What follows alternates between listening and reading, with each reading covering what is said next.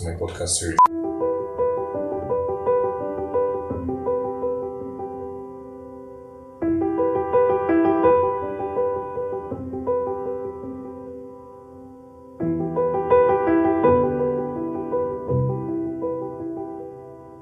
In this podcast, I'm talking to my friend Angela. She's a social worker. I'm talking about her NGO. She runs an NGO, Badamia Home, and she gets street children and rehabilitates them. Children of mad people and children who are on the street, basically children who do drugs and who are just unfortunate parts of the society. Now, we'll be covering how she got into this, how it gives her deep meaning, exploring how and why she's still in this and her work experience and how it has made and shaped her life so far. That's what this podcast is going to be all about. It starts now. Hi guys, welcome to my channel. Introduce yourself. My name is Angela George Umo. I'm a social worker. I work with street children in Port Harcourt. Nice to be here. Okay. So why did you get into this field? Because I want to empower as many children that I can help. You find out when you walk around the streets of Port Harcourt, you have a lot of destitutes. You have a lot of children who are homeless roaming the streets. I'm sure you've seen a few using they call it wiper to clean your windshield when you're driving. Asking for 100 naira. They were asking for 100 naira, asking for 50 naira. Okay. So, like the normal person. Okay, now let me say you get into your friend's car and you guys are going somewhere and they stop the person. You know how the person reacts, like angrily. I don't know what to use. Like, no, I didn't tell you to why you how has this like changed your own experience and how you based on how you react to these people? Yeah, I have been working with them for 12 years now. So before I started picking street children out of the streets, I didn't even know they existed. I just felt they were maybe, I don't know, they just called street children. I didn't know they existed and I didn't know they had this number. So, but coming to work with them now, I get to see, one, I know they exist. Two, I know their stories, and I think if you know their story, you'll be able to connect with them. So if most of us go through what they have been through, we might end up worse than they are. What's your worst student's your worst person's experience, like a story that really shocked you? I don't know, it depends. There are so many stories I'll share with you and you'll be like, are you for real? What's the one that really triggered you? Not that there are children I met that have never slept in a roof before.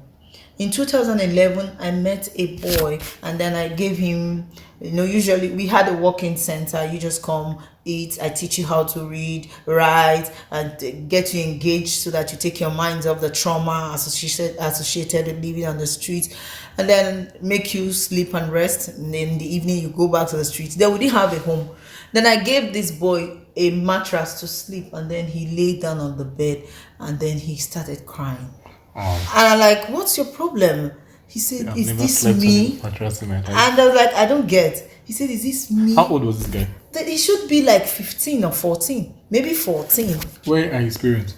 He doesn't have any parents. He was born on the street by a mad person, by his mentally sick person. So how was he raised till he got to 15 years? Yes, we have mad people raise their children. I hope you know that. You find them roaming with their children. Then it gets to some point, maybe they fall, they get sick and die, or maybe they are no longer able, the children have grown up and decide to detach. They are conscious that their mother is mentally sick and they are no longer proud to associate with her, and somehow they join other street children and start roaming. So we have a number of them here. What are the main causes of these madness? How do people actually? How does it start? I wish I knew. There are many causes of madness. From your experience, what has been the top causes? Some are genetic. Like my dad was mad. Not like your dad. Then my child not be mad.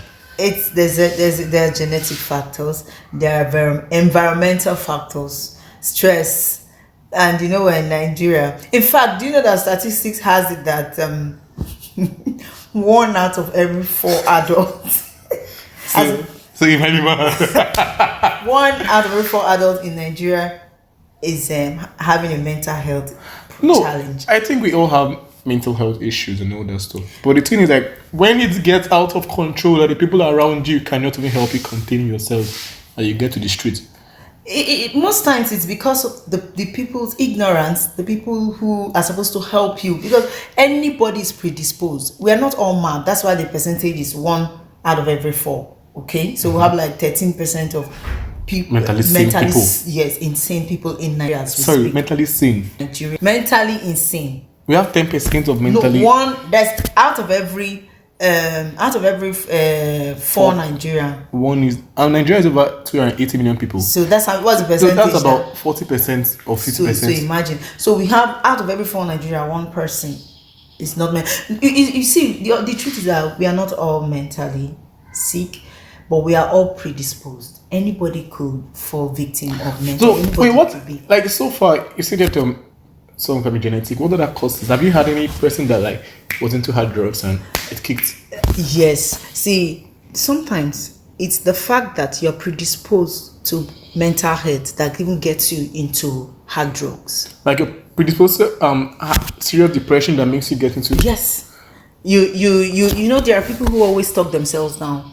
They're always saying negatively. They don't love themselves. So that's also signs of mental health. Where did this stem from? Because you can't just stay and not love yourself overnight. It doesn't happen. It doesn't happen that way. It could be childhood traumas. The way there are children who were not loved.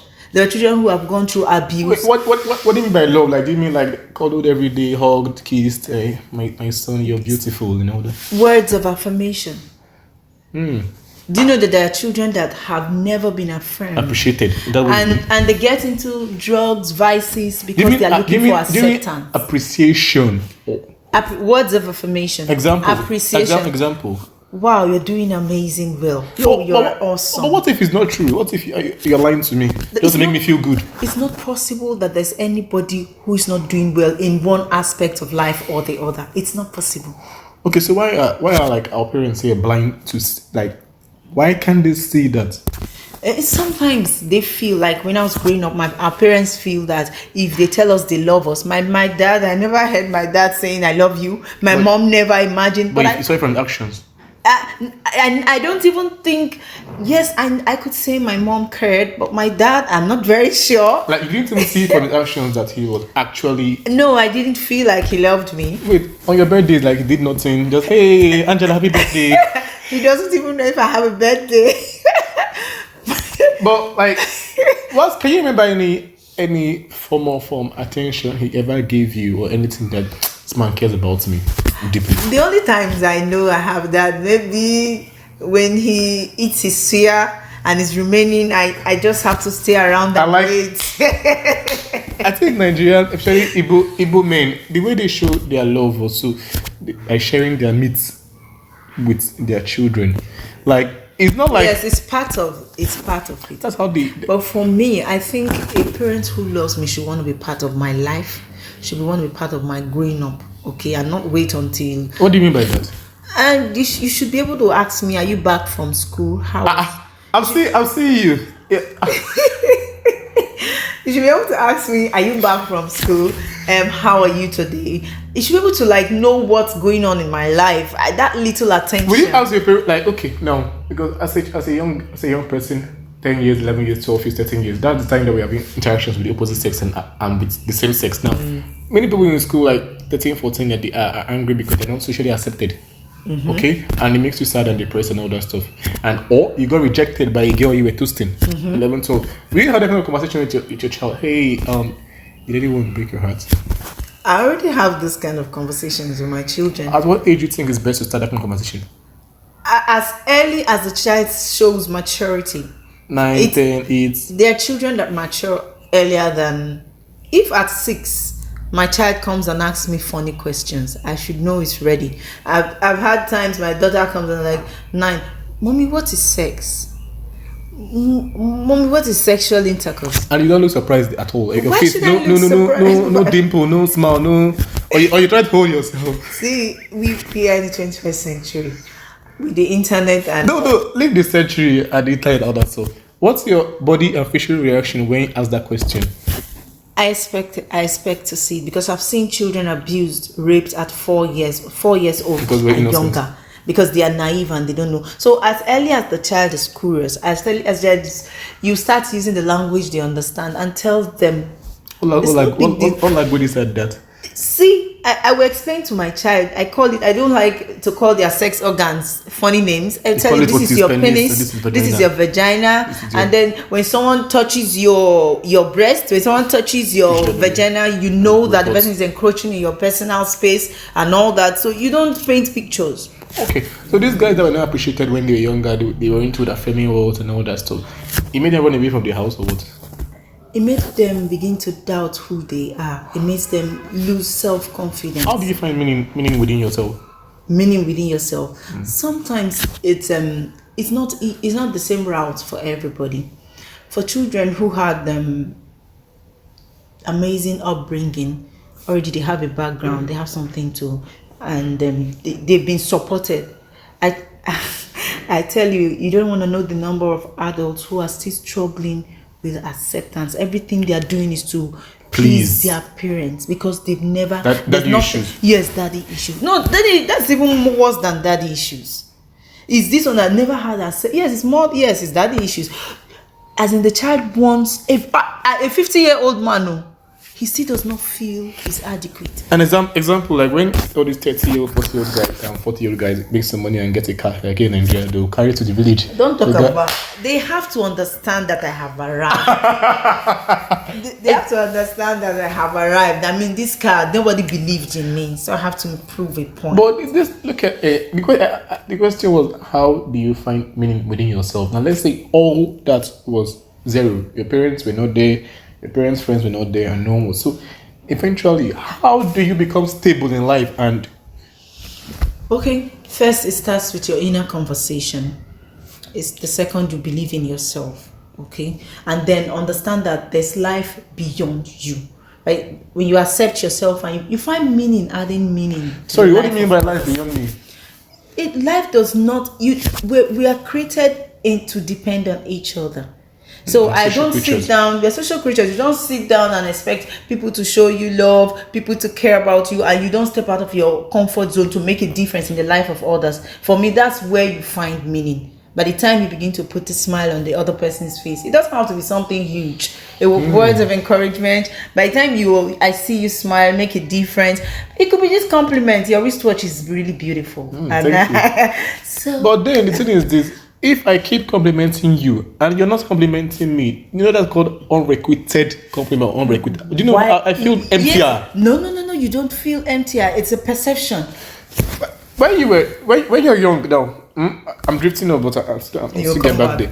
When you're young and let me see now, you're in secondary school. Or when you're in secondary school and you, let me know secondary school, let me just age, like from that kind of 15, 16. And now, like we have been kind of conditioned that our goal is to provide, and not only to provide, but also to kind of protect ladies and all that stuff, and then at the same time build social connections with guys, because girls like guys who move well with their fellow guys.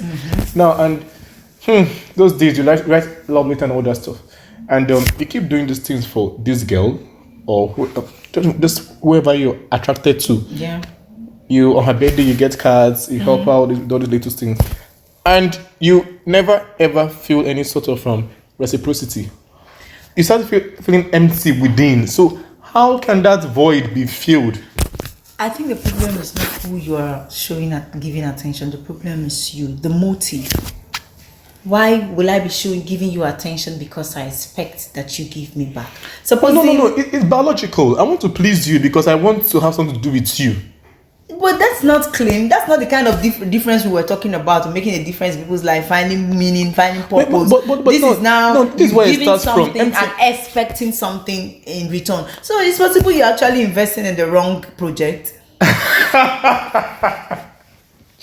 Yes, so you look for other projects that will yield returns. If it's an investment, look for other projects that will yield returns. What do you mean by project and investment? The picture you just painted is that of an investment, because you are making investment of your time, and your resources, and you expect the investment to yield. So you bounce out quickly. So you look for other projects that will yield returns. I like this advice. Whatever that means, I like this advice. Now, the people that you actually call, like, is this training that you guys give them how to accept themselves first? Like, what picture do you paint? Like, some people that are coming from really, really abusive home where they never felt appreciated. What picture do you paint that they start seeing themselves as human too?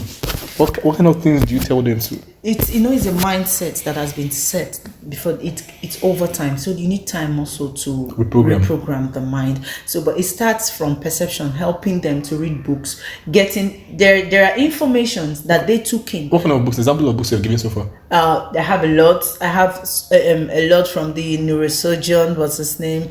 That I give them. I have some articles. I have some words of affirmation. I have to script for them to repeat. But the point I'm trying to, it doesn't have to be just books. But I have a whole lot of books.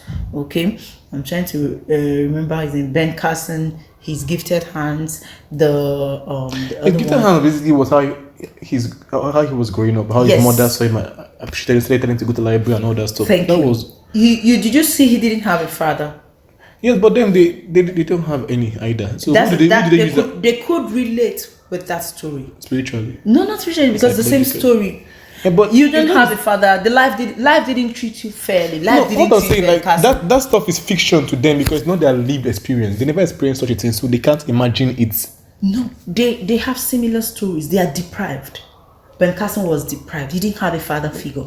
His mother was illiterate. Present. And she then was present. No, yes, she was present, but you don't need that deprivation. Do you get what the story I wanted my children in the home, in the orphanage to get is that it doesn't matter where you're coming from, that you can end up to be the world class in whichever field. But is that actually true? Yes, it is. Why do you say that? It doesn't matter we've seen people who are, in fact, I have a man who sponsors my children. He lived on the streets. He didn't have parents, but right now he's a tycoon, he's a mogul, and he's doing very well. That's 1 out of 10 million. No, I think the one of the former presidents in Africa here was also a street child.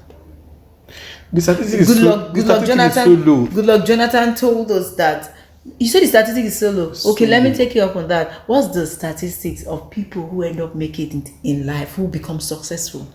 What's the statistics? Without a parent, without parents. With parents, with support, with all that. It's way higher. Way higher. The statistics of success will be between 3% and 5%. Among people that came out from loving good families. Yes. So what do you mean by success in this case? Give a financial financial income. No, not just financial. A balanced life. Success is living a balanced life. It's not what's finance. We have a lot of people with a whole lot of money and they commit suicide and all that. It's part. You have success basically financial. In my head. Your health. Yeah. So relationships, social. Mm-hmm. For me those three. And then you're a happy, grounded individual. Yes. Now, like, what makes these people who are coming from lack and nothing eventually get to the state of financial health and love state, like after all the deprivation? How come? Like, how are you guys able to tweak their brain? That's actually what I want to get. Information. There are information they got, whether it's from the stories that they tell themselves, from what has happened around them. They have this information that made them begin to become who they were prior to the time I met them. So you try to override it. So you now bring fresh information, which is the story I just told you about. Fresh information, you can do it. There are people like you who have done it. I mean, life is 10% inspiration and 90% perspiration. That's the motivational quote. It's not true. That's what you. But I think it is. It's my reality. This principle, 80-20 principle. 80% of the results is equal to 20% of the work. Of the work, I know. So, like, the work is in the reading and the self-affirming and all that stuff. The work is in reading, accepting that. See, this has happened. There's a key word for me: resilience. Okay. Helping the children. I like that accepting that this has happened. It has happened. So now, what can we do to correct it? This is what you were thinking. For me, I'm a powerful believer in your mindset. What you're thinking, that's what kept you where you are. So it's not enough. It's just. You think it's not enough? It's just icing on the cake. How do you mean? Because I would say attitude is everything. We are social creatures. Yeah. Now, for me to excel, or my environment needs to be fruitful so I can grow. If my environment, look at plants, they have what's this thing called when plants go towards where sunlight is, they go towards where water is, they go to hydromorphism or so. Now, they are going towards that direction because that is where they can go and develop, flourish. But now you're in hell. Yeah. How would you make hell work in your favor? Who says it's hell? Who calls it hell? I'm just using it as a metaphor. Yes, I'm saying that it's your perception. No, physically, literally, this is hell. You say it is hell. I could be in the same position and I feel like, wow. It's the interpretation I give to it. 1 second. You are in a mosquito-infested environment. Mm-hmm. How will you escape malaria? So now let's paint this picture. There are two persons in a mosquito-infested environment, mm-hmm. and one person's mindset is, oh my God, and the person, you see that one person is always falling sick, the other person is not.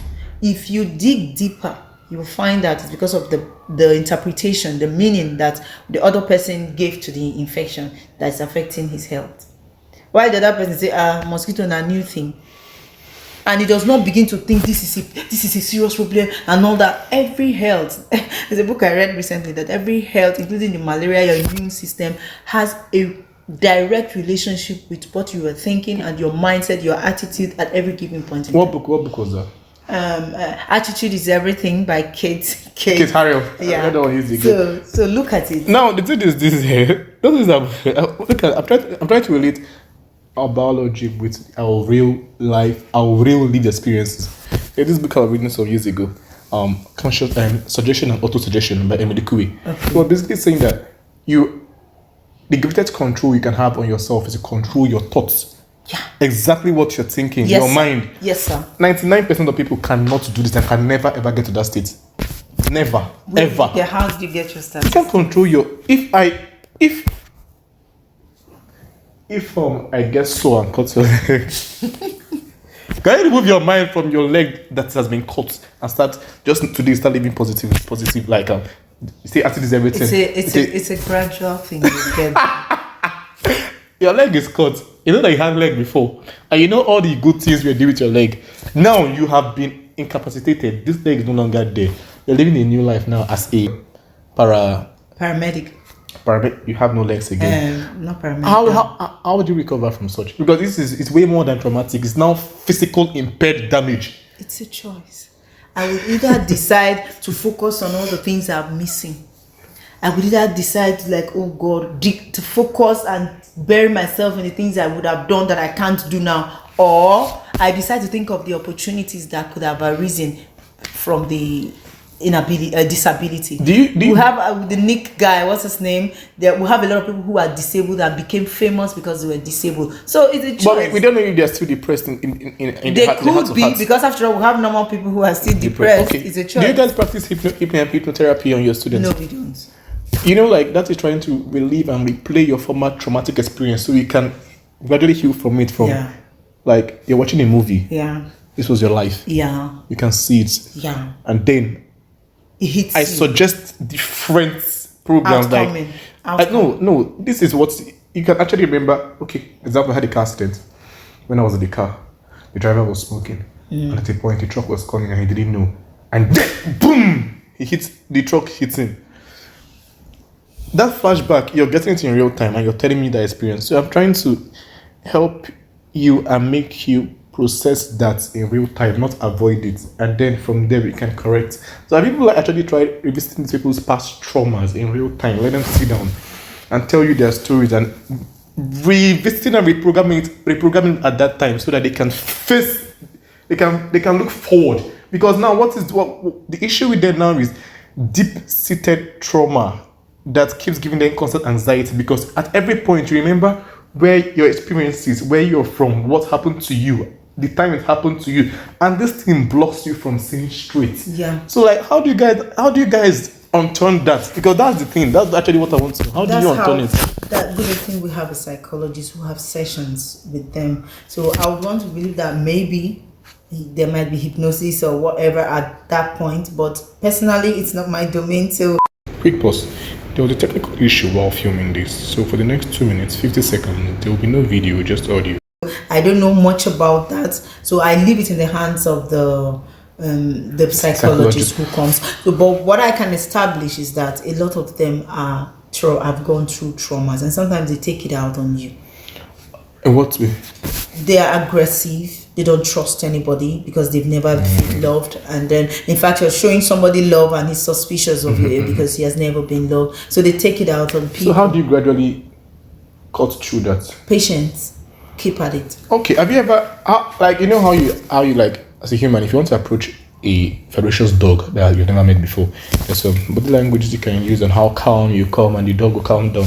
Now, these guys can be likened to a bulldog or a Rottweiler that you've never had any experience with, or a mastiff, this huge dog. Now, I'm sure you approach such persons that once like they can eat you up. Now, how do you get past that? You step back and come back again and let the person know that I'm for you and not against you. It sounds so romantic.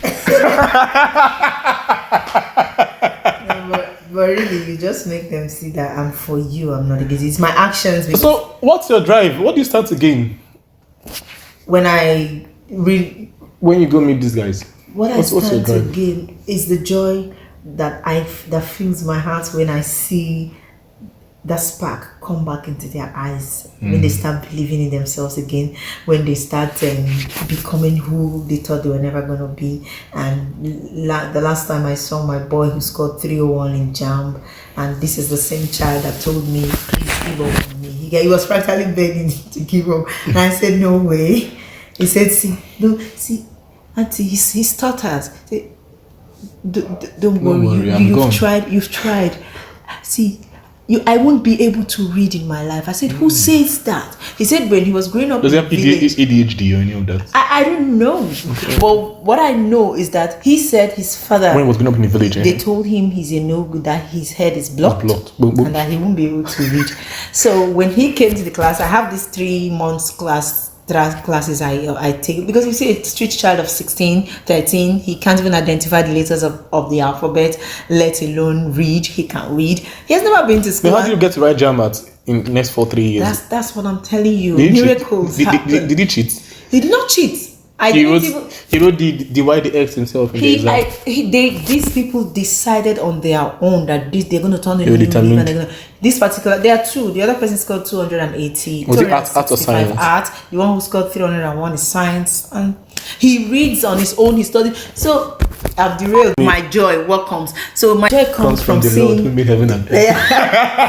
So you see children who had given up on life, and you see them begin to believe in themselves and begin to live again. That's where I get my reward from. It's so fulfilling.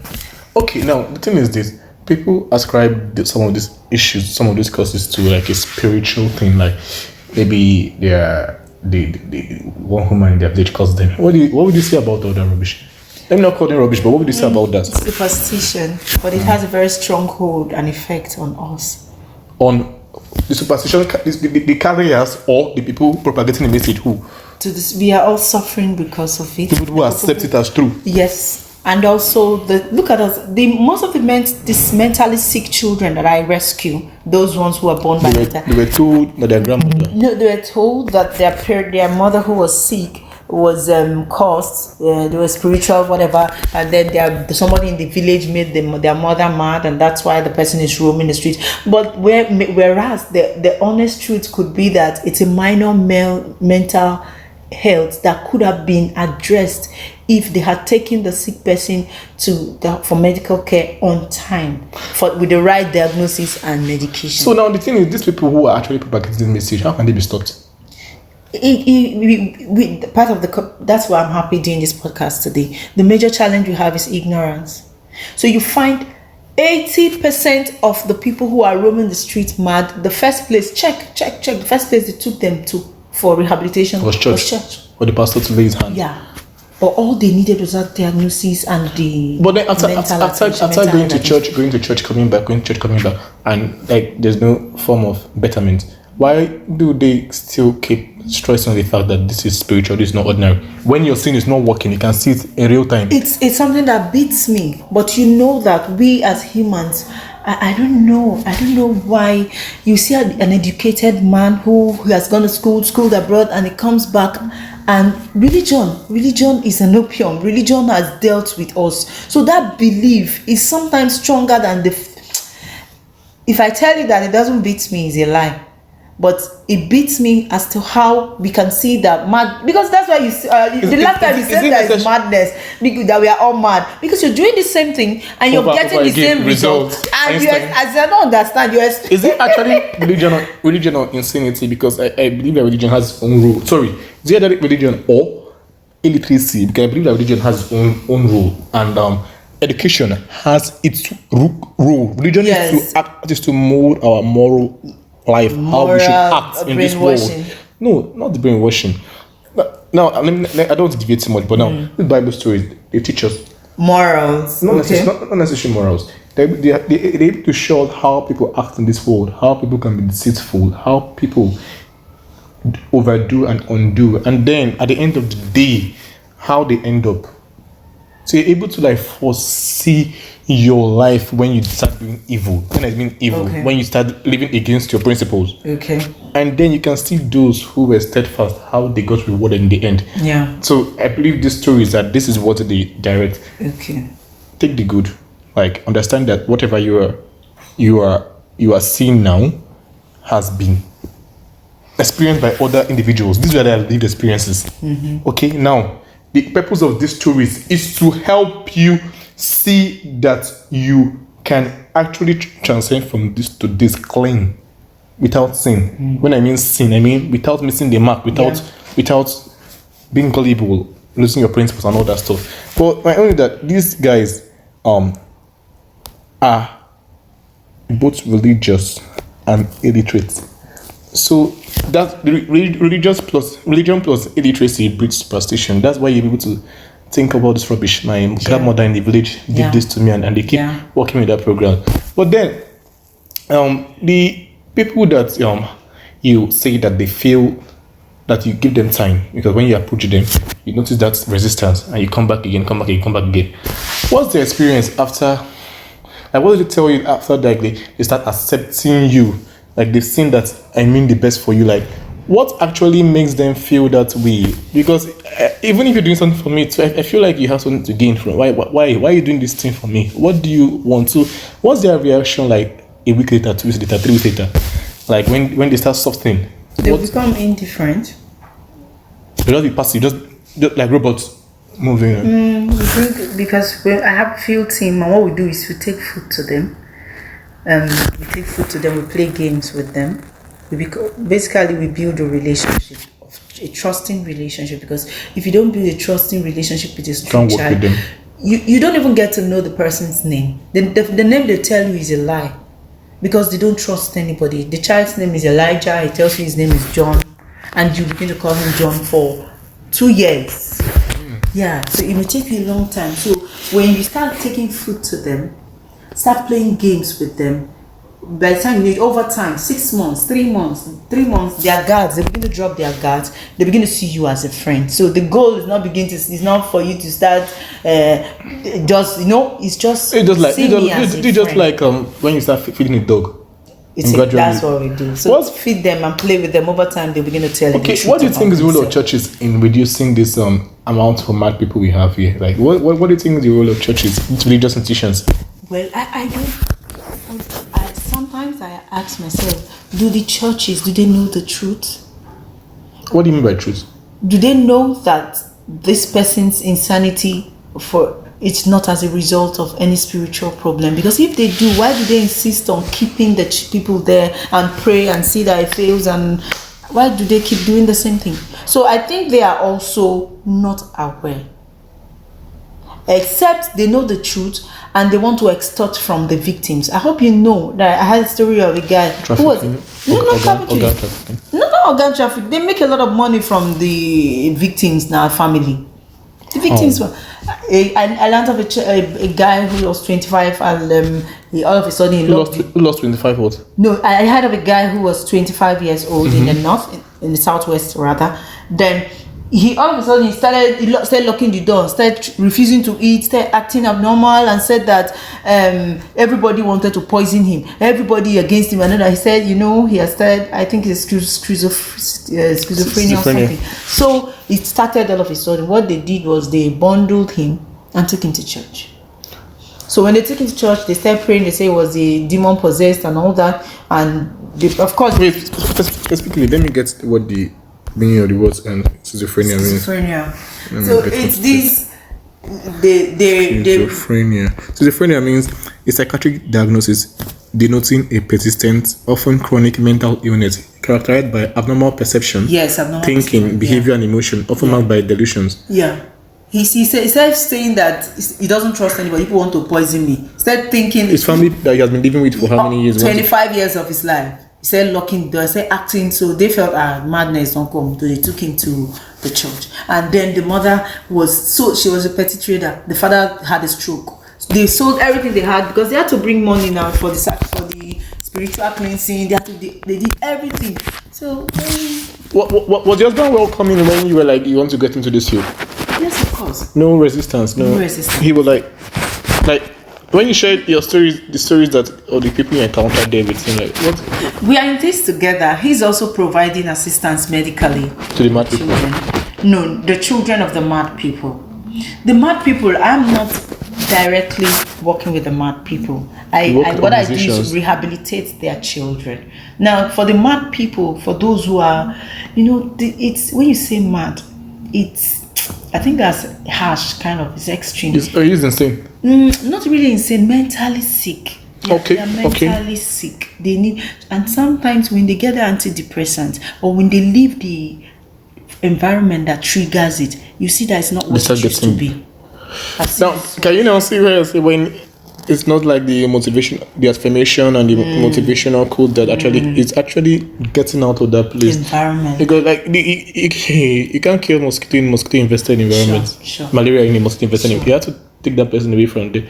But then at the same time, these NGOs and all that stuff, do you think that they're doing all they can do to actually change the narrative or the people who are perpetrating this rubbish information that this guy, his father and his mother, because I think this is one of the main issues.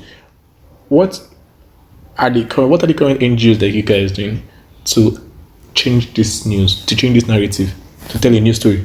To be honest with you, I think that the NGOs are doing their best.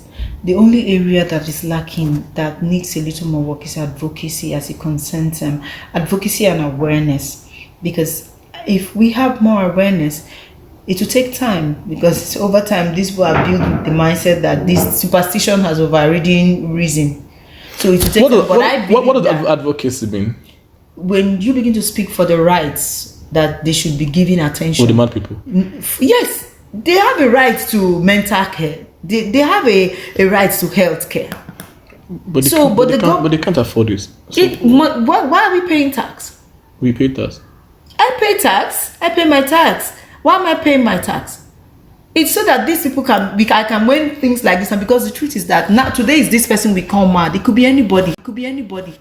But then it's not a matter of paying tax. Who keeps these guys in check? Because I think the NGOs who Ministry keep of these guys Social in check. Welfare. The Ministry of Social Welfare is supposed to be taken care of. And no, it's not a matter of supposed to. When they do not, whose role is it to keep them in check? Hello, you didn't do this. How much did you spend there? This and that. The Ministry of Social Welfare is supposed to check. They are the bodies that are supposed to ensure that. Saying they are still governmental agencies. Yes. Don't know about where does the non-government, because now these guys relax.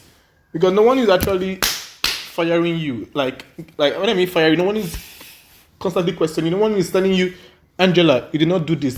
Why? Where did the money go to? This and that, and that. Well, so you know that the government ought to have a monitoring and evaluation unit. Recall when Amechi was the governor of Rivers State, we had the schools working, and then we had the schools refurbished and all working. He had the monitoring and evaluation team. So before that time, still government workers. Then I remember that just before the renovation of the schools and the change, we had them teachers come to school with their melons to peel. There was nothing happening in school, They come whenever they like and they leave whenever they like. But when Amechi came in, he, after getting computers and everything was different, he now put a monitoring and evaluation system and ensured the number of students that are supposed to be in a class is 30 On no account do you exceed them. Exceed. Because now this team walk into any school at any time. You don't know when they are coming. So we find that every teacher was on their toes. Every school, as they come in, you're not on your duty post, you're fired. You know all So those what things. suddenly happened?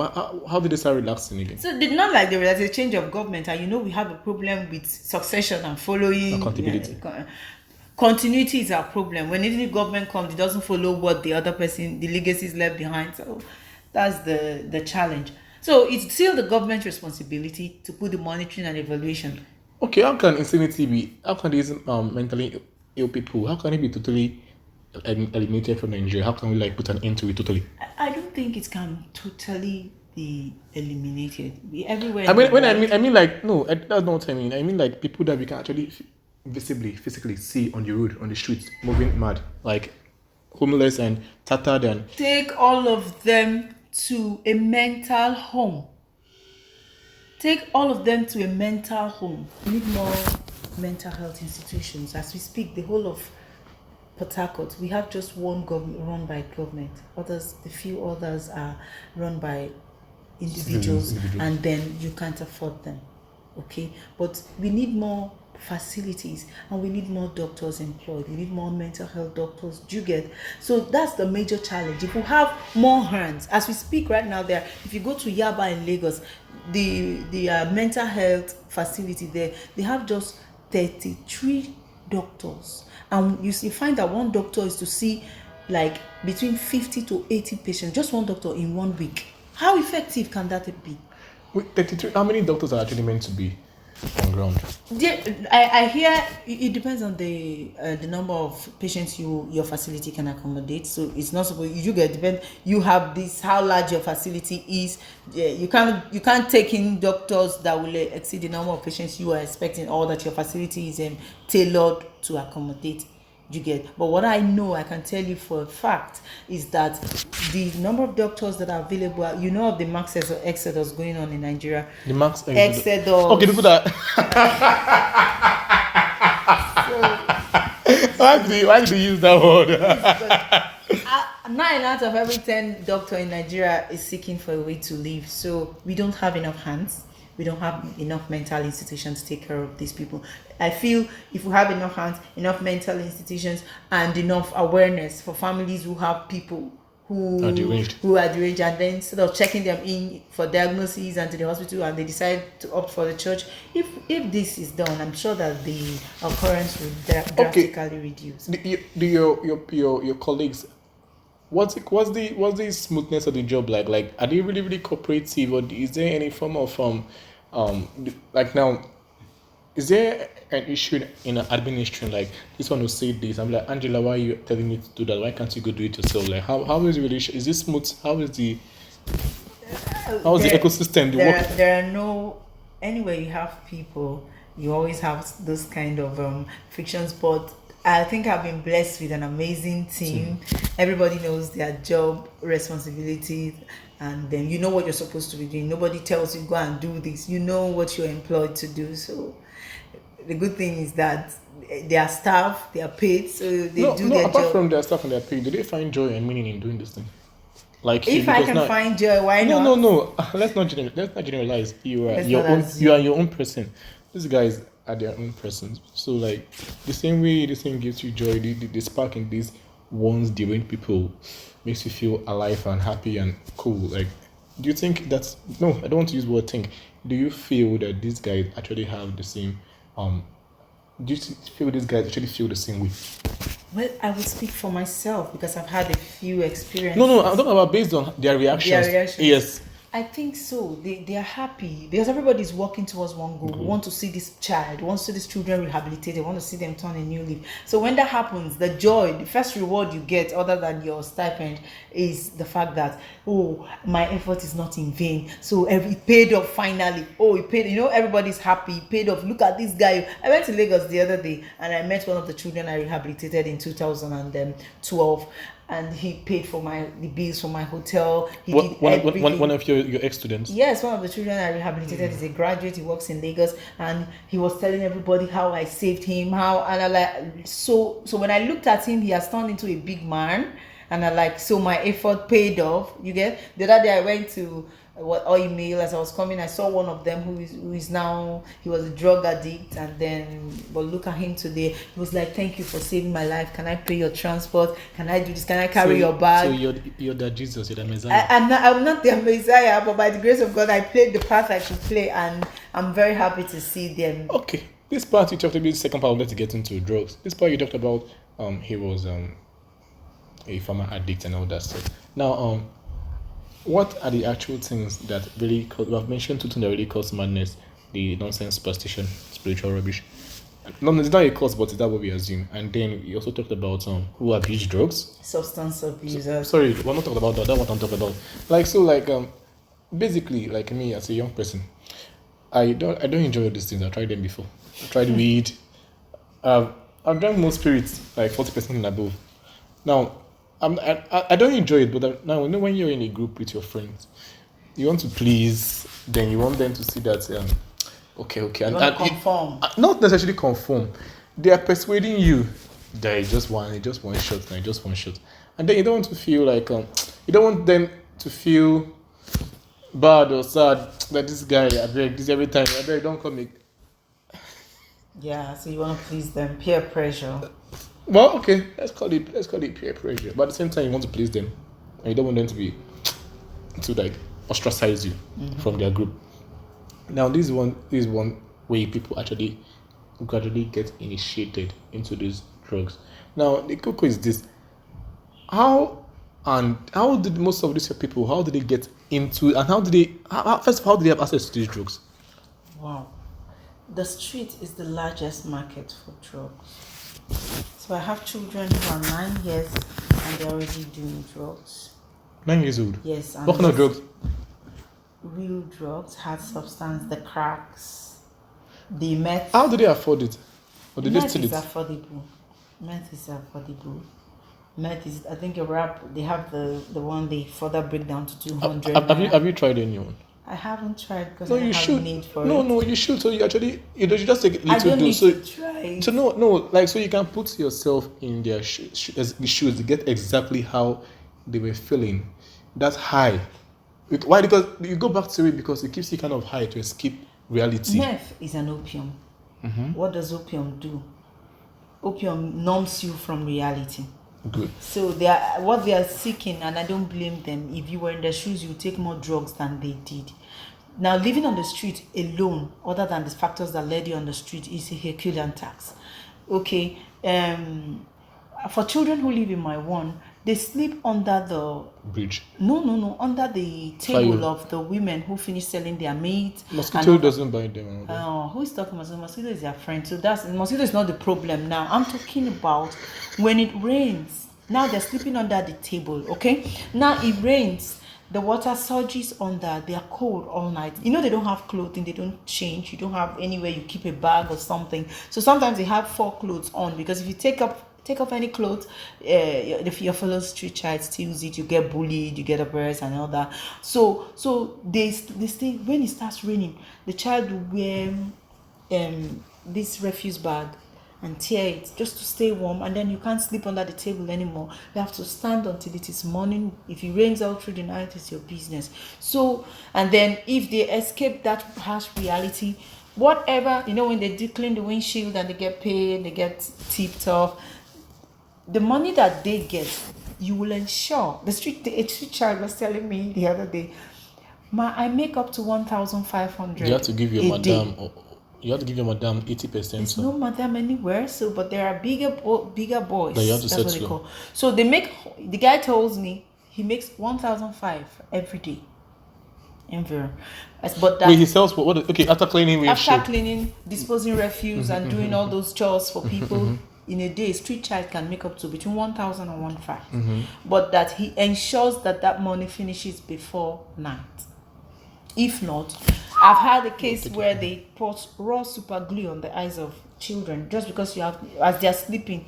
The child, I got there in the morning and the child couldn't open his eyes. He's awake. As in all the lashes were all gone because we're trying to help him. No, isn't this an issue with the family system? Because not all of these people are deranged. How did this guy suddenly get homeless? Not all these people are mad. Like me now, how will I end up on the streets? Good. Let me use Like Now you're grown up. Supposing you weren't grown up and possibly, okay, like the number of children I have here, most of them are on the street. They're on the street like one. Maybe their father and mother divorced, and this person decides to marry another person, this person decides to marry another person, and they start fending for themselves. Over time, they can't pay rent, they can't do anything. This new husband says, I don't want you. This new wife says, I don't want you. What happens? The child begins, the friend tells me, come on, go sell pure water. As they start selling pure water, they begin to they live on the street and they're fine. So you've had a student that came from a kind of family? I've had one that does not, the child is from Ogoni. He came, his case was quite pathetic. He doesn't know who his mother is, doesn't know who his father is. All he knew was as a child, he came with a brother who was a cultist, and then they lived somewhere around that Element Junction. So when he came with his brother put them in school because his mother died when he was still a baby. So the brother carried them to Port Harcourt. But the brother was riding a bike, but he was a serious cultist. So he said that on his way. Sorry, the brother riding a bike. What do you mean by cultist? Let me actually know. What does that mean? Someone who belongs to a cult, has guns, and who, you know. So he was an armed robber. He was an armed robber. He was a capone in the cults and all that. So and he was putting his siblings through school. Yes. For a better life. And he had a house. He told them he was training them. So on this particular day, he was driving bicycle and he comes. He was not the bicycle, bike. That's what he does for a living. He does the bike. When he gets paid, he'll bring food for the children back in the way too. But that's a cult guy. Yes. The boy told me that one day he was on his way to school somewhere at that room on Element Junction, himself and his sister. He saw some people, a mob, gathering and looking at someone who died or something. And the sister said, let's go. He said, let's see what they are looking at. By the time, it was in the morning, their brother left and told them, I'm going to hustle, so hurry up, eat and go to school. They said, okay. So the brother left early as usual, like he did. When they went to go and look at what the crowd was looking at, it was their brother. He had been killed, he had been slaughtered. This is by a rival court. His bike had been taken away, so he was butchered like this. Like, when cultists come for you, maybe he had committed, I don't know. So now the boy had to go back to the house. And tell his siblings what's going on. The only sister he had. The neighbors, nobody to provide food for them. He doesn't know who his mother is. He doesn't even know where his village is. So the only family he had was that brother who was butchered. And the brother left his parents because they... No, the parents were dead. They weren't even married, but they were dead. So now he came and saw his brother dead. Then a neighbor picked his sister because she was a girl. She could work as a domestic staff in there. But nobody picked him because he was a boy. So he stayed in that place for a while. They couldn't renew rent. They couldn't eat. He saw friends and followed them. Somehow I met him at along that Market Junction and I picked him up. I traced his village. When I traced, the only family I was able to trace in Ogoni is a father, is a brother who does not even know the child exists. So when we went... Like, you knew that his own sister gave the child. Okay, I heard that my brother got somebody pregnant before he died. That's all. I heard that he was dating a girl whose name was so. So that's the only family. How a family relationship destroyed up to this level that I don't even know when my own brother... These are not the norm. They were not married. Your brother, okay, take for instance, your brother went to Port Harcourt to go and start hustling with his bike and all that, and then finds a girl there, gets the girl pregnant, and somehow he dies, and you didn't even know the girl, that the girl was pregnant, you just heard. But you're my brother, now if I have a child, I'll tell you that time. The brother died before the child was born now. Okay. So we traced the girls to the village, we traced the mother's village, we spent a whole lot of time and money that day. But eventually we established that this is where he was from. So the most consumed drug on the street is meth? I think weed. I don't know for sure, but I know that there are a lot. But easily they have glue. They have meth. They have this one they sniff. They put it in a bottle. I don't know what it's called. They call gum. Then they sniff it. When they sniff it, the transparent bottle shrinks. Did you ever encounter any of the drug distributors? Drug distributors? Yes. So what's their story? And how did they get into that? And where did they get it from? Like, how did they just get into it? You know, the reason why it is important for us to rehabilitate street children, to look into, it's a menace that is facing all of us. This cycle continues. Most of the people you see who are grown up now and doing drugs were street people. They grew up on the streets. Now these other children are now they're the capons, they're the bigger boys. They are doing it on the larger scale, they're doing the cocaines. They now employ these younger ones. They To distribute. there are those they call mounters, those who stay here to see if the police is coming, to just ensure the coast is clear. They have all those, they pay them 1.5, all those things. They have a structure. 1.5 for a day. Yeah, They they pay them well. Those who are doing them. Watch out. Yeah. The police can just call on phone. Yes, see, be careful. The coast is not clear. All that. So these are the same people. If those people on the streets were taken out of the street early, the cycle wouldn't have continued. So you see, most of all these people you see shouting about, they are children I met in 2011. Some of them I can point them to you. Those children, those bad boys you see carrying stick, most of them were on the street, and at that time some of them were even 16. So I'm talking about 12 years now. So a child who was 16 when I met him, and then it's 12 years has passed. 28. So but they are still on the street. I am telling you the truth. Now, they are there as bus drivers or some of them, or what? Some of them are bus drivers, some of them are keke drivers, while some of them are just the touts who carry the sticks and all that. But a lot of them are armed robbers. Money from yes, keke most people of them and bus take people. money from. In fact, the ones who do well are the ones who end up as the keke drivers. But they are still all under. They are still abusing substance. How has this experience shaped your view on like these things you're meeting? I have become a little less judgmental. Yes, I do not blame people for what they do anymore. Before I got into this field, I used to like, why would somebody choose to be taking drugs? Why would somebody? But now I understand that it could have been me. Whoa, I like this self. It could have been anybody, and if I was in their shoes, my case would have maybe I would have been worse. I have a child who said. But the girls end up in brothels now as sex workers. Yeah. Have you had any student? Why am I using the word student? Any what word should I use? Any client, their clients. Okay, have you had any client, a female client that was working in a brothel and you got her out and like basically was a sex worker? And have you had any experience with it? A lot of them. When I go to slaughter, then we used to do slaughter. We have a lot of sex workers there, and some of them as young as 12. How much did you charge per session? Per session, some. I met a girl of 15. She should be 15, okay. Maybe. She told me she charges 1,000 naira if you're going to pay for the brothel. Then I said, what if you can't afford the brothel? She says she charges 500 naira, and then she says there's somewhere around Rumbekwe, there's a big gutter there. So if the person can't afford a brothel, go to they'll go to the gutter, the big gutter that's clean, and then a session she could collect as little as 500. That day I met the girl, she was shivering, she was cold. I say, all the money you have been taking, you can't afford medication. How about like are they like children sex education, like pregnancy, disease, all that stuff? The only information they have is from their fellow call girls. Okay, so they all use condoms and all that. Yes, some no, but if you pay well, they could do without condom. What form of contraceptive do they use to prevent pregnancy? But a lot of them get pregnant too. And those are the future street children. See, I will not lie to you. I was pained to my marrow when I went to slaughter and saw a lot of children born by these prostitutes, and they sell the babies. How much per child? I don't know, it depends. So that I can go there and say I want to buy. Yes. How about papers? In fact, the day I went to rescue one of the boys, because I don't pick girls, I only pick boys. The day I went to rescue one of the boys, because when I pick them, we go to the police station, we have all those paperwork, we ensure that this is not a wanted child and all that. We just do all the formalities. So when we got there, I saw a girl who ran into that Melekaya police station. He was shouting,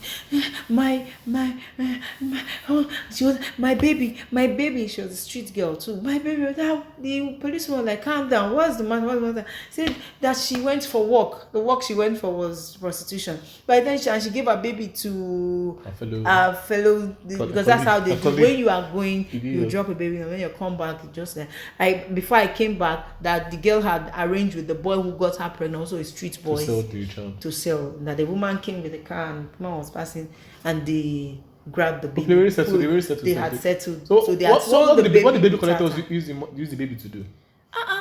There are a lot of people who want to adopt children, but the process of adopting is not easy. So there are not. So when you stay on the queue in social welfare and queue and there are no babies for years. So why don't you adopt girls? Why do you take only guys? Because it's in the big picture. I trust that God will help us provide a space for girls, because the needs for girls children is not the same need for the boy street child. How?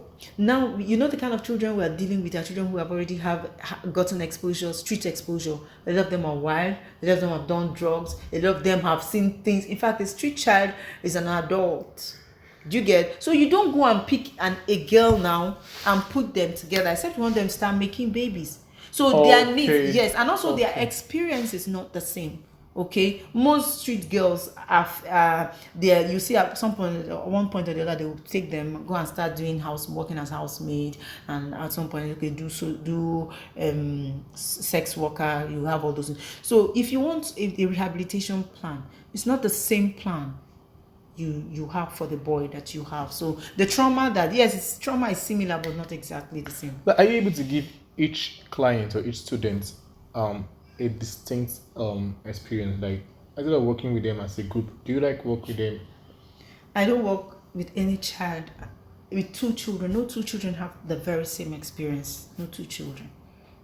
So we do need assessment and know exactly what your needs are. That's why in Badamia Home for Children. Badamia Home. Badamia Home for Children. That's the organization that I manage. I'll link the guy's number also down. So you find that when you come in, depending on what you want to be, depending on we do your need assessment, you might say your plan could be to stay in the home for 3 years. We have people who have been in the home for 9 years, 10 years, who have graduated. Wait. So as you're going to go and pick this child now, you know how long this person will stay, or you guys discuss how long? No, based on the need assessment. If it's a child that has shown serious interest in going to school, okay, then we know that this child might have to stay for 8 months. Wait, what do you mean by serious interest? There are children who do not have passion. A 10-9-year-old child, how does he know all that stuff? A 10-9-year-old child knows where he's going.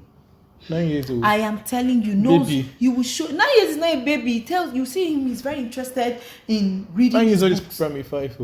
See, there are some you pick at that 9 years, you see that they are gifted with their hands. They love to construct. Trade school. They love to. So, but I insist that you go to school.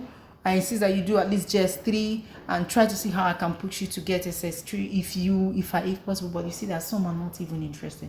So, but when I'm able to push you to get JS3, you are able to read. You must be able to read before I let you go. You must be able to at least get one certificate. Then we can now channel you to any profession that you want. Okay, so those who don't want, you can get into mechanic, carpentry. Yes, I have the one I just spoke to this morning is not a carpenter. Mechanic.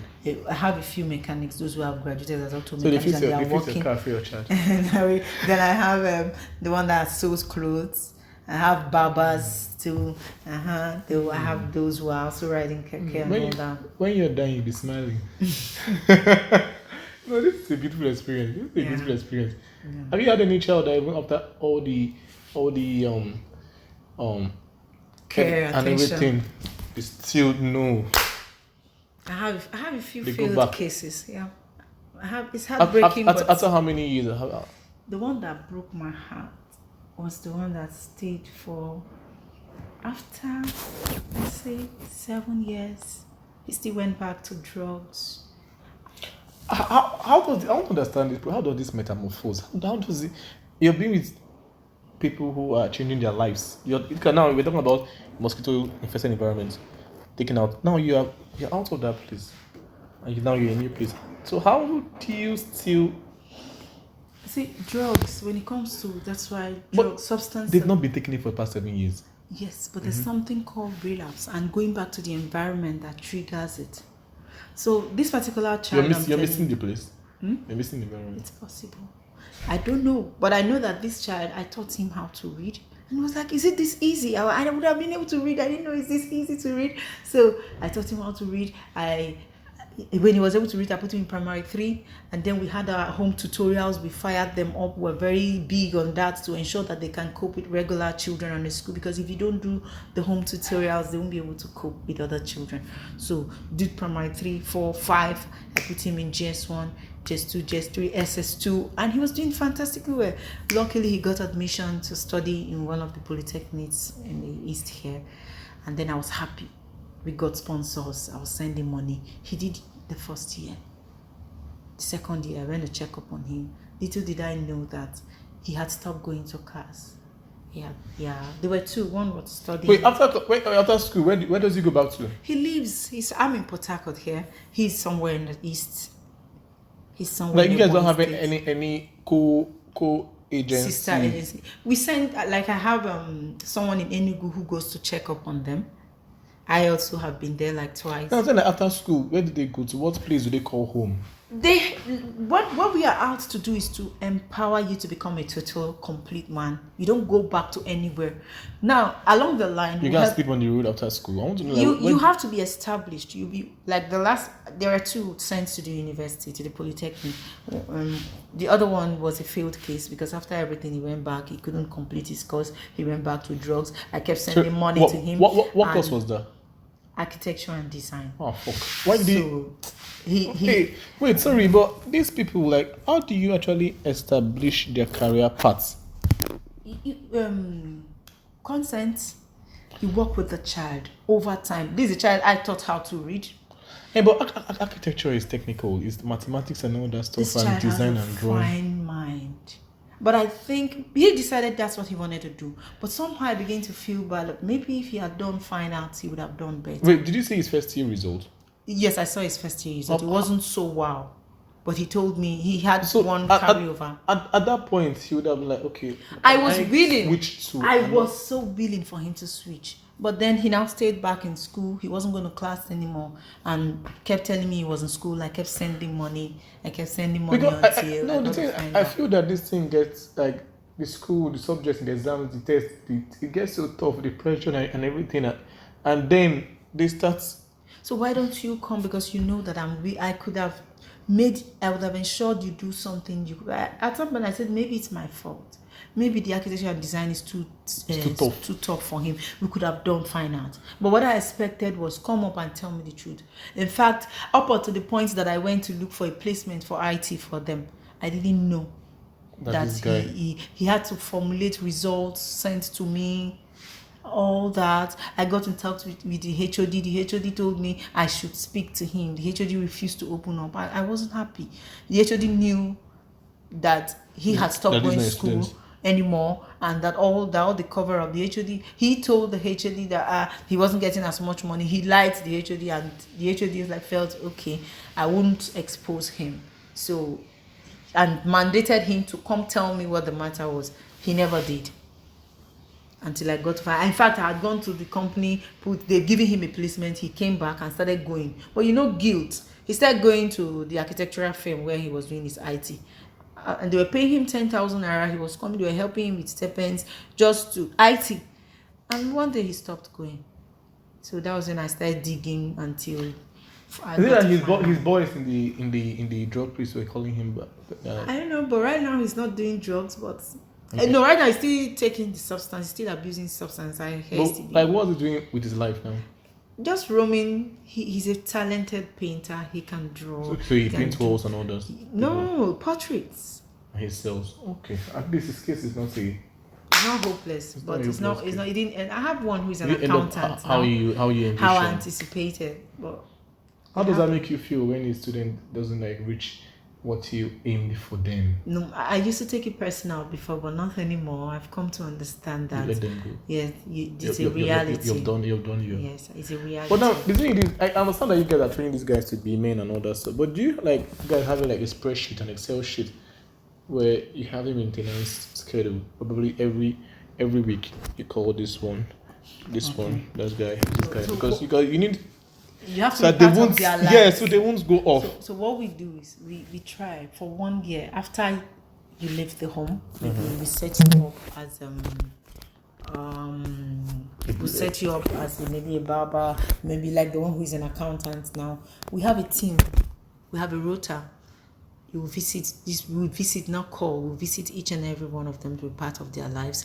But that initial year you live, we'll start your savings, we'll help you do your savings, we'll ensure that from the money you're earning, whether it's 50,000, whether it's 25,000, you should be able to keep something we are keeping for you, so that you'll be able to renew your rent. You must have gotten your house, you must have been empowered. So they remit a part of their 20%. Yes, of their even if it's income not to me, I have an arrangement with their one of account. savings scheme, and then you just put there just to ensure that you're able to renew your rent, accommodation. Then after that 1 year, I will pull out, because it gets to a point you should allow your son become a man.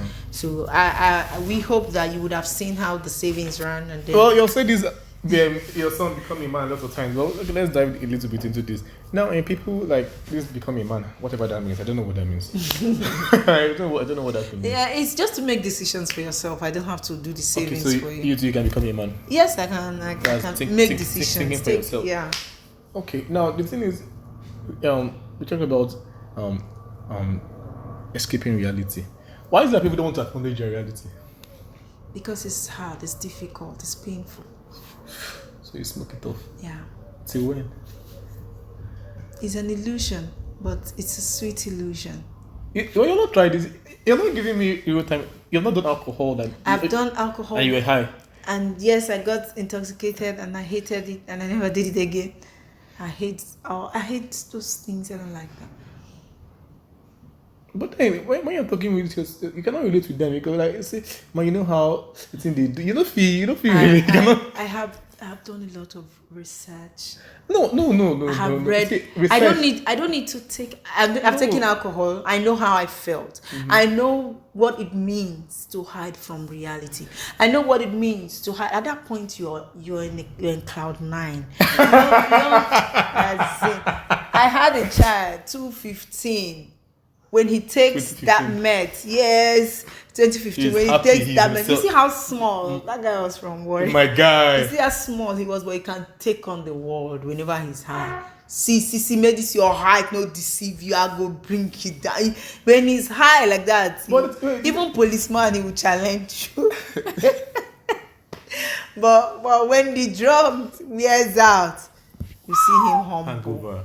So I understand how he feels. He's high. He feels. Who are you? You can take on the world. Who are you? So you're not like to get to that stage. I'm not interested. But the thing is this: like, I feel like you should actually test these drugs first. So why are you time. selling? You want to make me a drug addict? No, because you've repeatedly said I should try and test this thing. Supposing I test it and I get hooked. Impossible. Why is it impossible? It's a one-time little try. You just take small. But that's how it starts. No, Everybody who became an abuser started your husband, your people, your friends, people that you associate yourself with are not drug users. So it's almost impossible for you to go into that because the current environment will not fit that. It's not true. Your husband will notice uncomfortable behaviors from you if you start doing drugs. It's not the first day now.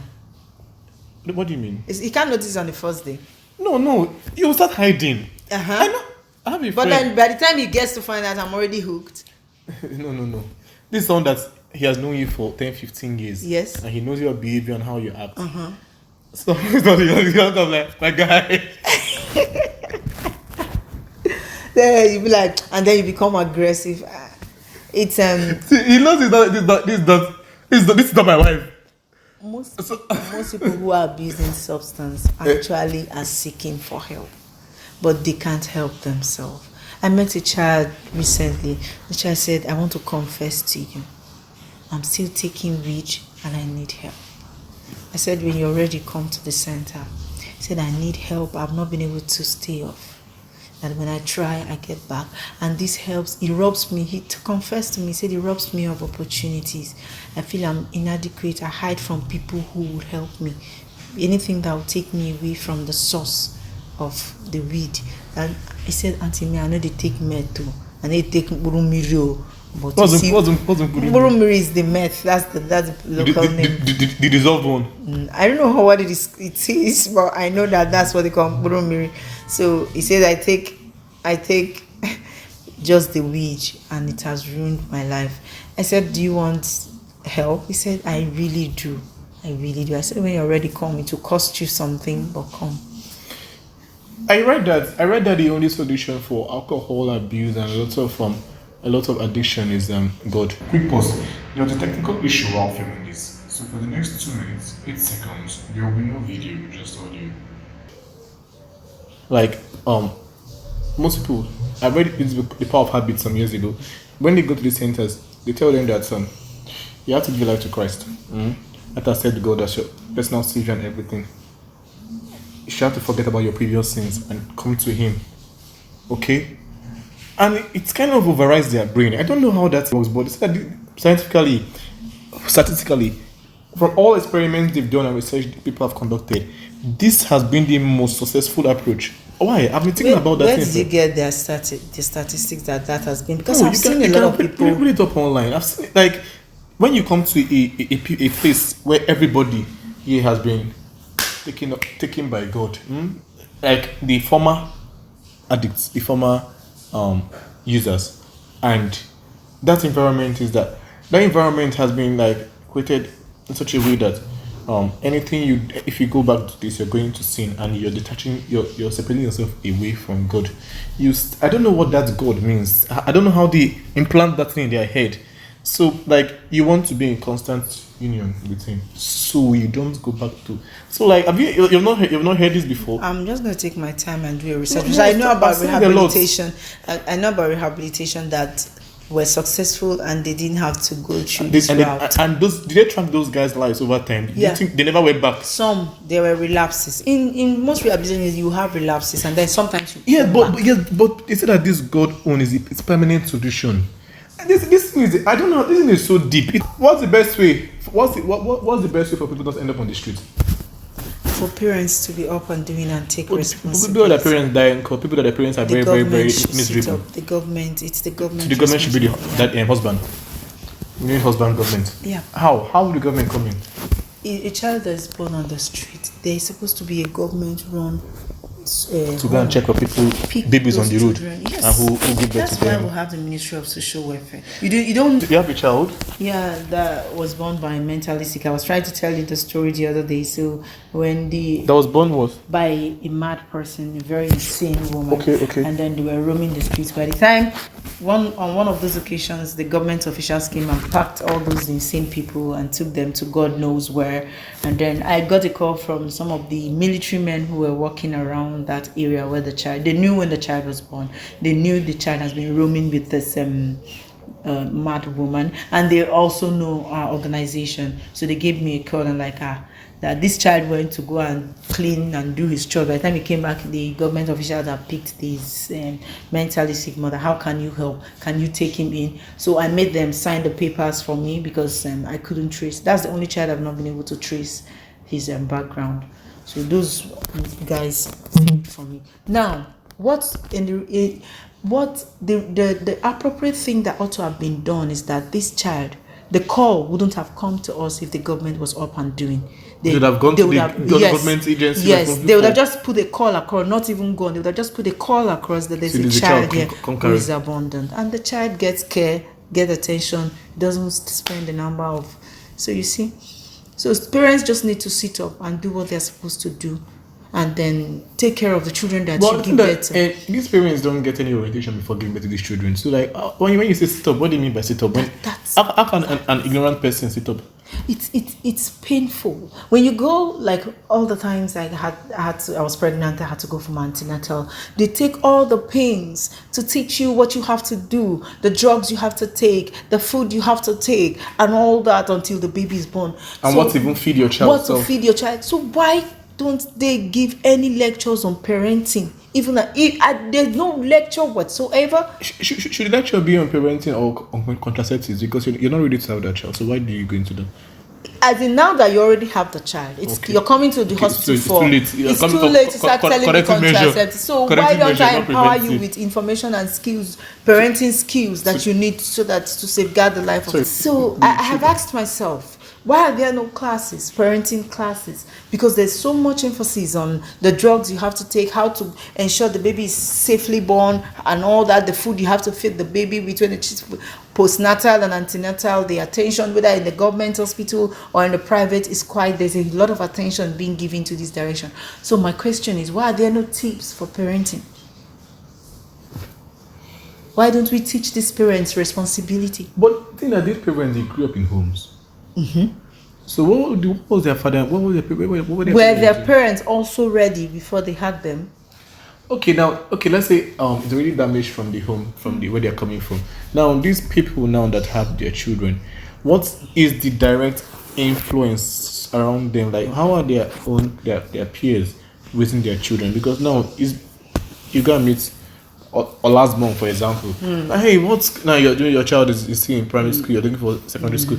What school is your son? Name matter. This is a very good school. I like to send my Child. So what's the real influence around there? Now this Ola's mom, what is your own Ola's mom? I don't understand, because you say that it takes a village to raise a child. What is the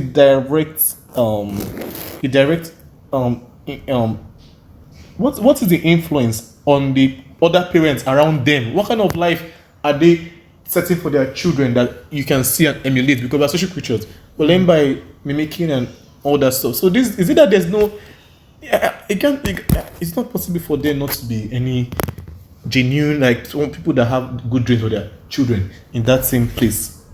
In that same place where they are growing up. Yes, all of them are blind. It's very possible that they are all blind. They have no bigger dreams for their children. They've never seen anything good, better in their life. In life, not in their life.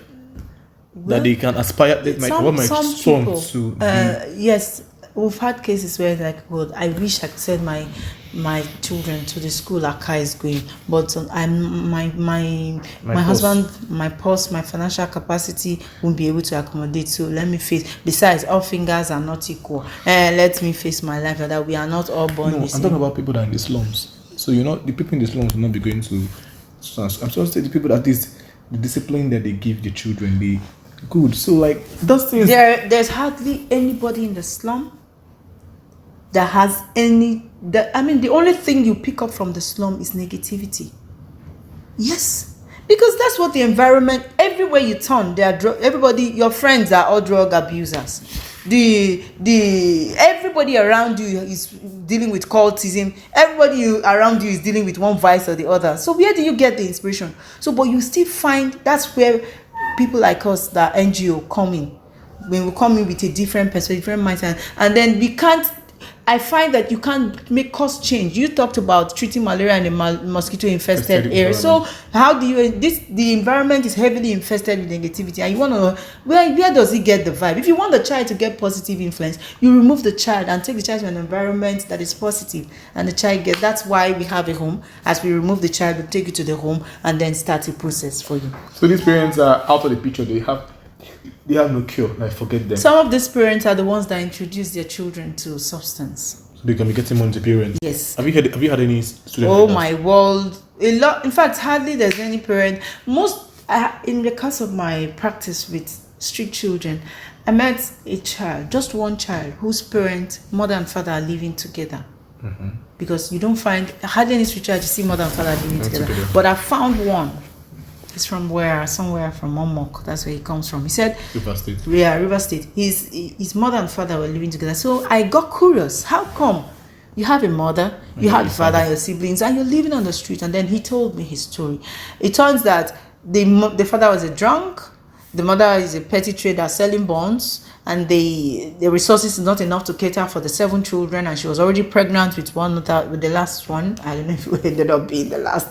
So this other boy was the first, so he had to start hawking pure water, sachet water. The mom was a petty trader.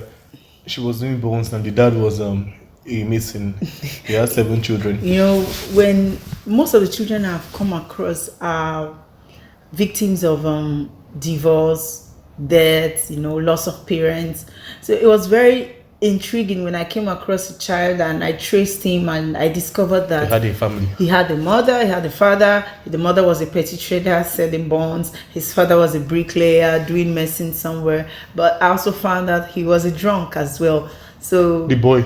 the father. Okay. So he had like 7 children already, and the wife was also already heavily pregnant. What, for the 8th child? Yeah, for the 8th child. And They don't do family planning, you know, I'm not sure they know what family planning is. But at least you know how to prevent pregnancy. They don't know. If I guess if they knew, they wouldn't have like 8 children and counting.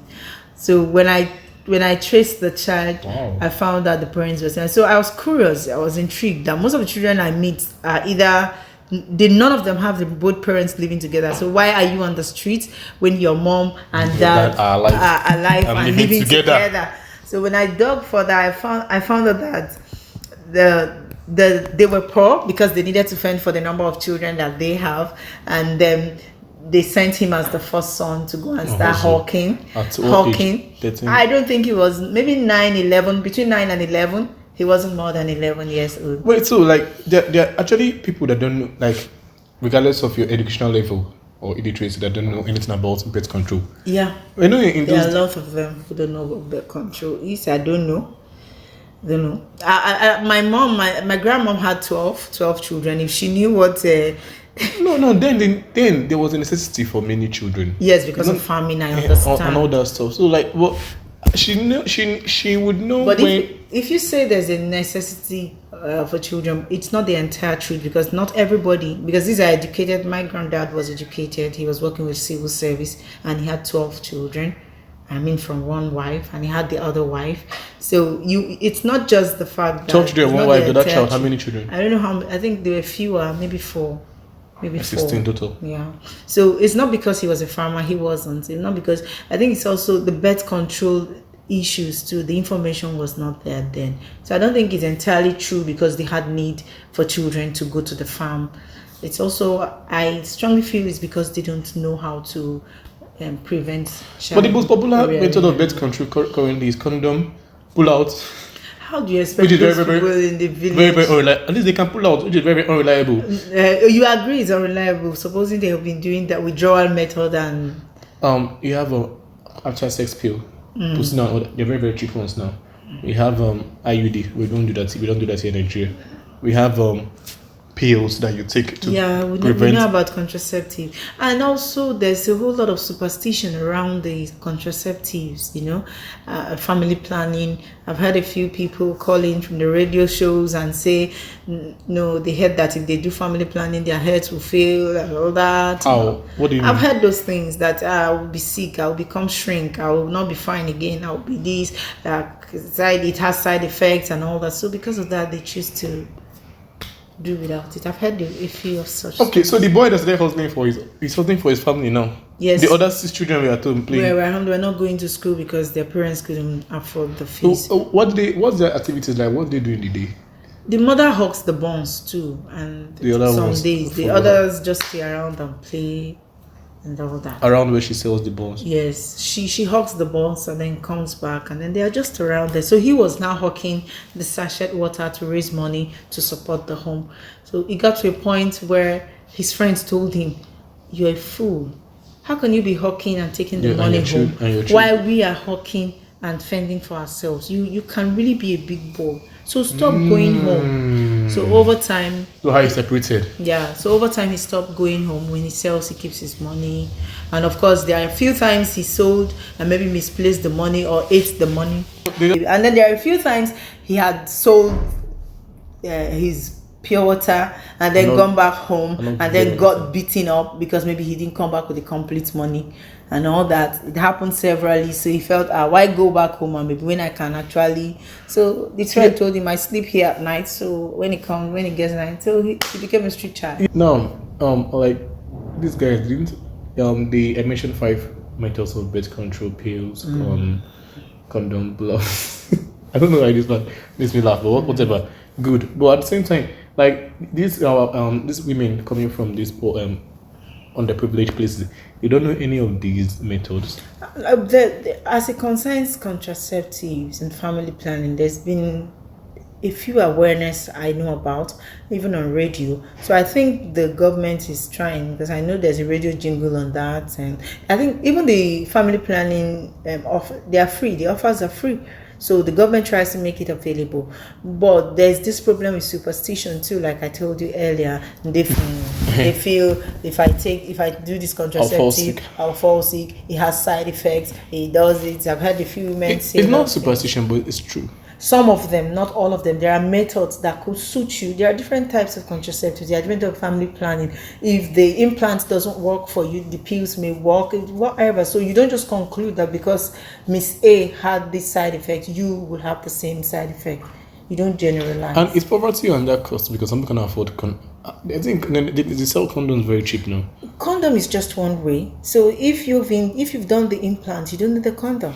When it comes to contraceptive, you don't generalize and assume that because I had side effects using the implant, you will have the same side effect. It's just look for what's suitable for you, and then the most important thing is ensuring that there's birth control.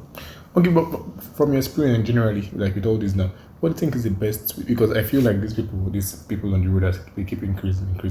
What do you think is the best way to curb these things, apart from like in the sense of family, familial orientation and education and There's actually need for awareness, more awareness as it concerns child birth control. There's need for more awareness, because you find a lot of people who are on the other side of the divide who don't know that you should stop. Imagine a woman having 8 children and still counting, and she's doing nothing to fend for them. A lot of them are not going to school, and these things keep happening. She doesn't feel guilty. She doesn't feel guilty. What's that? Say, now God ain't give me now. Now God will give them. We go take care of them. And they just keep having children. Is that how God took care of them? They didn't have parents who took care of them. So we need a little more awareness in that area. I think that will take care of having children you can't take care of. And then, like we discussed earlier, people need to be sensitized as it concerns parenting and responsibility. You don't bring in children into the world that you can't take care of. You don't. I have a mother who came and when I picked up her sons somewhere around 2018, somewhere at Rumola, he was talking. When I 2018, when I picked him up, the guy said, my mom is alive. I can tell he's married. She's married to someone else. I can trace it. I can tell you where she is. I said, take me there. When we got to one of the water sides, one of the shanties in Port Harcourt, and we found her, and she was like, shh, who is your mom?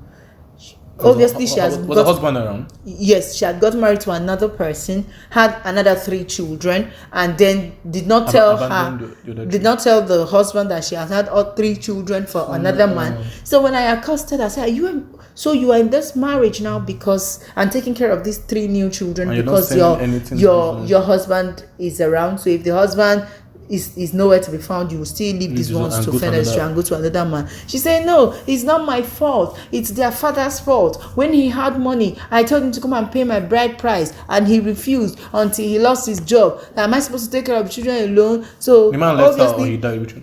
The man was still alive. She carried the children, went to her mother, dumped them there, came back to Port Harcourt and remarried. The children, of course, that children who are brought up by their grandparents fall under OVC. OVC is Orphans and Vulnerable Children. Mm-hmm. So children who are brought up by grandparents who are weak parents, yes, so they are still considered as vulnerable. So of course the grandparents couldn't take care of them, and they started migrating on their own to any city at all, and they started roaming the streets. And the grandparents don't call their daughter, hey. They're like, your child is no longer here. Who cares? She has other children she's taking care of. Wow. I thought it's maternal instinct is in. I actually thought so. I took it personal. Like, are you sure you're a woman? You don't come around, and she doesn't even call. Just moved on. She moved on. Left the 3 children, 1 girl and 2 boys. Man's a legend. No. What about personality? There are women that have more masculine traits. There's something more like a man would do. So I was shocked, and she said, "Shh, don't call me your mother."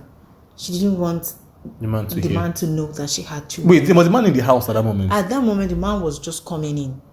So later, when he asked, man, like, when the man came in, like, who are you people? He was quite hostile, and we introduced ourselves. He was like, I know she has a child. I've always known and all that, but what I want people to know is that she can't sign any papers here. You people should go and look for the boy's father and make the boy's father sign. But I said, leave my house. He was very hostile, so we left. But you're now and they're still together. I also heard that the other second marriage has also packed up, and she has also moved to the third one. So I don't know. I don't know if she's gotten it, but I know I heard that the second marriage is also packed up. Do you think if women are more educated, Nigeria will be a better place altogether? Enlightenment and government responsibility. Enlightenment. Education is relative.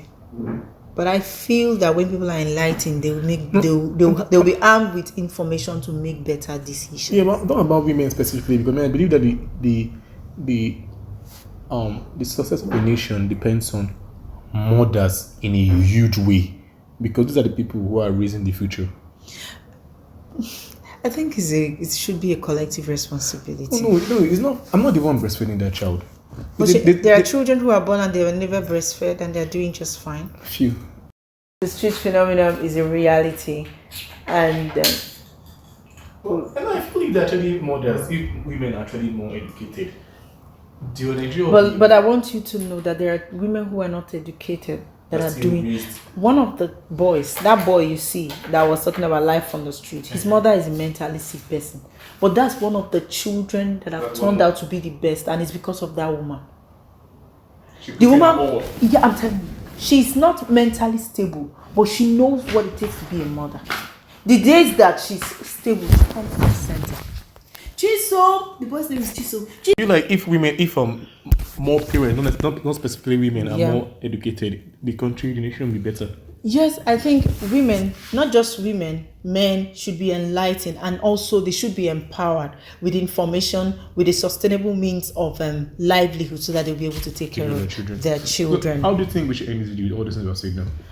This podcast. There's work to be done, and it's everybody's responsibility. Okay, if you cannot provide information, at least you can provide funds. If you cannot be that helping hand, at least you can provide the listening ear. So thank you. Yeah, you'll see some videos of her current clients and past clients and students. So thank you. Thank you. I don't know, but I'm hoping he's going to get admission to UST. He just has these children. congrats. It's good with us. I run it. I cannot cope. With what you're copying with. See how you do the book there. This one, this book here. Oh, you can answer that. This is the kitchen. Okay. I don't think that the matron was here a while ago. Yeah. Your eyes are looking sharingan. You know the flash. Then let's leave this place now. It's an outline. Outline of what? Column. What does I don't understand kind of color? Like you want to add the text to your You have learned, we have tried. That's what I'm praying.